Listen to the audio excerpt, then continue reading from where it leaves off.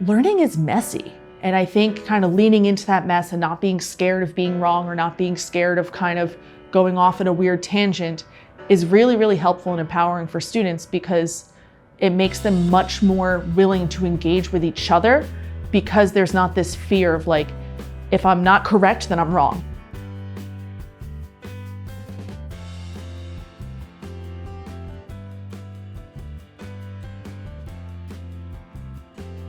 Hi, I'm Jen Garay, and I'm a math and computer science teacher here at Charlestown High School. Today I had teachers come observe my classroom as part of a professional development. Some strategies that I use in the classroom, making sure that math is collaborative, so they will do tasks in randomized groups at a whiteboard. Myself and my teachers were able to observe collaborative learning, where students were able to be presented with a question where they were asked to create two truths and a lie.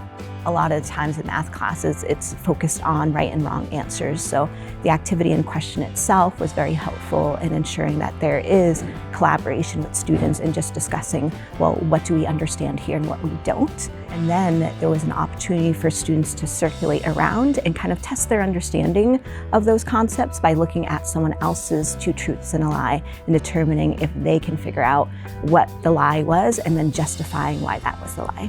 I've worked with the Telescope Network before. I've always really enjoyed their trainings. I saw a lot of students doing really collaborative stuff, talking, drawing things on the boards, referencing old classwork that they had, and just doing that heavy lifting that we're trying to see more of. These are things that, because I can bring my whole teacher group here, these are things that I can bring back for them as tools and strategies that they can utilize in their own classrooms. It's really easy to feel siloed at your own school, so working with other teachers, having those conversations, seeing other classes in your grade band is always really inspiring, re-energizing, and it excites me to do my own work.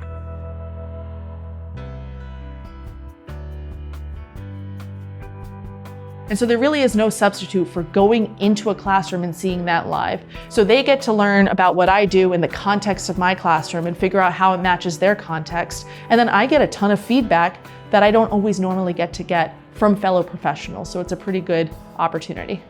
Pretty great, yeah.